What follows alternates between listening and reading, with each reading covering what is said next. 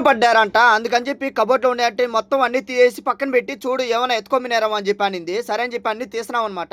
నమ్మేశారు కదా! కాదు జోక్ అండి. ఇయన్నీ కబోర్డ్ రూమ్ క్లీన్ చేస్తున్నది కదా! అందుకని చెప్పి మొత్తానికి అయన్నీ అమ్మేసిందనమాట మా మేడమ్ వచ్చి. అన్ని కబోర్డ్ అన్నీ ఎత్తుకొనిపోలేక అన్నీ ఊడదీస్తున్నారు.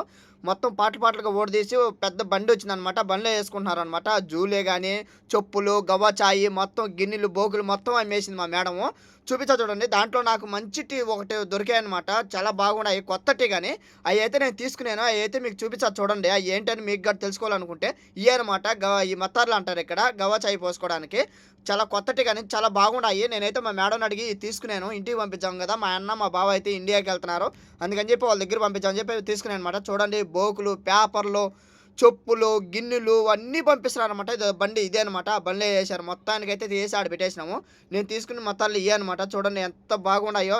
బాగున్నాయో లేదో కామెంట్ చేయండి. లైక్ చేయండి, షేర్ చేయండి.